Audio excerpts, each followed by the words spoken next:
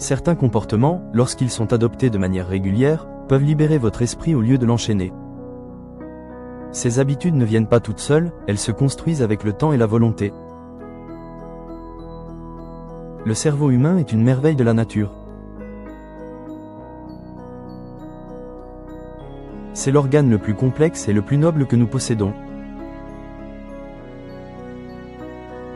Il est à l'origine de nos pensées, de nos créations, de notre capacité à aimer, à réfléchir, à agir. Sans lui, aucun rêve, aucun progrès, aucun changement ne serait possible. Tout ce que vous entendez, voyez ou ressentez modifie d'une manière ou d'une autre votre cerveau. Les émotions positives comme l'amour, la foi ou l'espoir déclenchent la libération de substances qui renforcent votre bien-être. L'endorphine, par exemple, est produite naturellement lorsque vous ressentez du plaisir ou que vous faites de l'exercice physique. C'est une forme d'analgésique naturel. C'est pour cela que certaines personnes deviennent dépendantes du sport. Elles sont en réalité accros à cette sensation de bien-être provoquée par l'endorphine. Le cerveau recherche constamment ce type de récompense, et ce mécanisme peut construire des habitudes saines ou destructrices. D'autres substances comme l'ocytocine ou la dopamine jouent un rôle crucial dans nos liens affectifs et notre capacité à ressentir du plaisir ou à garder notre attention.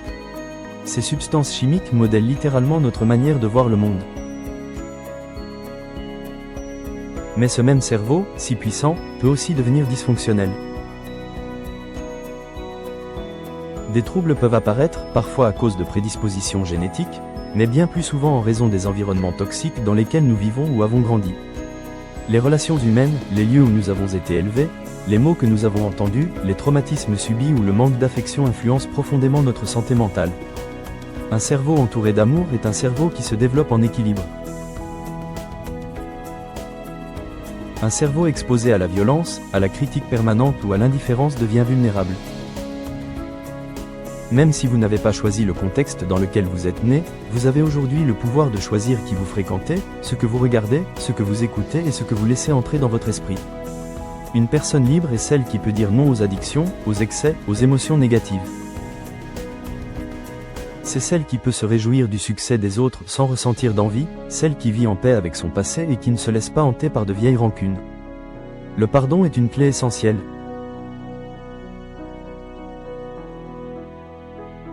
Il ne signifie pas oublier ou approuver ce qui a été fait, mais se libérer du poids que cela représente. En pardonnant, vous vous détachez de la douleur, vous arrêtez de nourrir une colère qui vous consume de l'intérieur. Le ressentiment, la jalousie, l'amertume, ce sont des chaînes invisibles qui empêchent d'avancer. Il y a des gens qui revivent des blessures vieilles de plusieurs décennies, simplement parce qu'ils refusent de lâcher prise. Posez-vous la question suivante. Êtes-vous une personne qui critique ou une personne qui encourage? Êtes-vous en paix ou constamment sur la défensive? Avez-vous été conditionné à avoir peur de l'échec, à douter de votre valeur, à croire que le bonheur est réservé aux autres? Tout cela peut changer.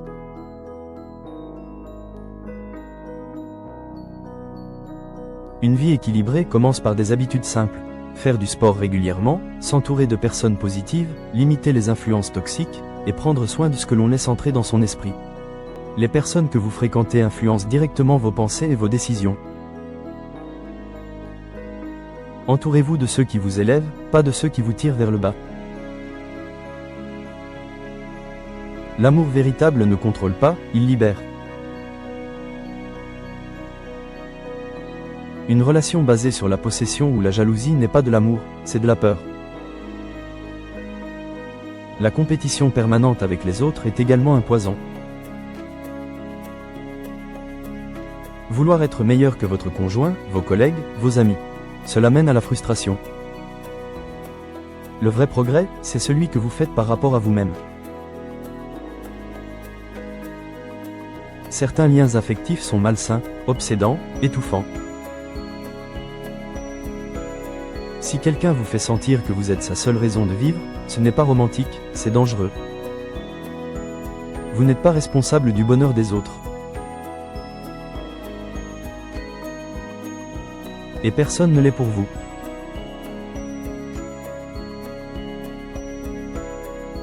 Soyez prudent avec les relations basées sur la manipulation ou la vengeance.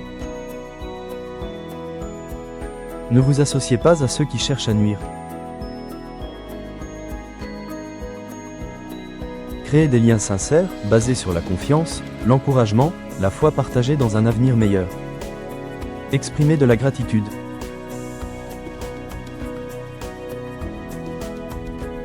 Les gens qui savent dire merci sont les plus heureux. Ceux qui savent pardonner, qui savent valoriser les autres, qui savent écouter et comprendre. Ce sont ceux qui construisent des relations solides et durables. L'ambition est saine lorsqu'elle sert un but supérieur. Vouloir réussir est une bonne chose si cette réussite contribue aussi à améliorer la vie des autres. La question que vous devez vous poser est simple. Est-ce que mon ambition honore les bonnes valeurs? Est-ce qu'elle construit ou détruit?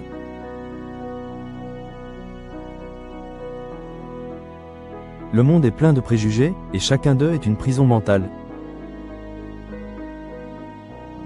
Juger quelqu'un à cause de son genre, sa religion, son apparence ou son orientation est une faiblesse. Ce que nous devons cultiver, c'est l'amour et la compréhension. Les peurs sont souvent des illusions qui nous paralysent. Peur de l'échec, peur d'être seul, peur du changement. Tant de gens restent bloqués parce qu'ils refusent de regarder leur peur en face. Ne vous contentez pas d'une vie tiède, médiocre, sans relief. Vous méritez l'abondance, dans tous les domaines.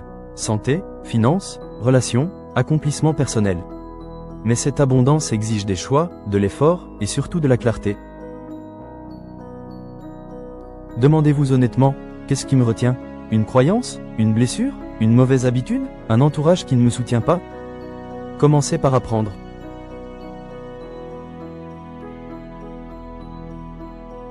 Ce que vous ignorez aujourd'hui est ce qui vous empêche d'aller plus loin. Ce que vous savez vous amener là où vous êtes. Ce que vous apprendrez vous mènera là où vous voulez être. Le vrai changement vient de la connaissance. Apprenez à gérer vos émotions, à faire preuve de courage, à prendre des décisions difficiles. L'intelligence émotionnelle est souvent plus précieuse que l'intelligence intellectuelle. Prenez un cahier, notez vos objectifs. Que devez-vous améliorer, dans votre vie professionnelle, dans vos relations, dans votre santé, dans votre manière de penser? Et surtout, investissez en vous-même. Ne dites pas, j'attends d'avoir de l'argent pour apprendre. Dites, j'apprends pour avoir plus de ressources. On ne récolte pas avant d'avoir semé. Ce que vous ne savez pas encore est la raison pour laquelle vous ne vivez pas encore ce que vous désirez. Alors, engagez-vous dans un processus d'apprentissage. Lisez, écoutez, participez, entourez-vous de mentors, de gens inspirants. Agissez avec responsabilité.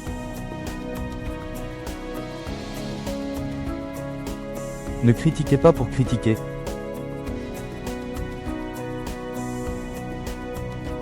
Ne vous plaignez pas sans proposer de solution. Ne cherchez pas de coupable, cherchez des réponses. Ne jouez pas à la victime, devenez l'acteur de votre vie. Et surtout, développez votre concentration. Votre énergie ne peut pas être dispersée en permanence. Les personnes qui réussissent sont celles qui savent ce qu'elles veulent, qui maintiennent leur cap, et qui ne se laissent pas distraire par le bruit extérieur. Utilisez votre passé pour nourrir votre espoir, pas votre douleur. Vivez dans le présent, car c'est là que tout se construit.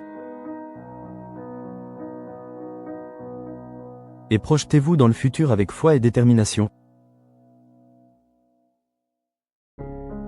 Votre histoire n'est pas finie.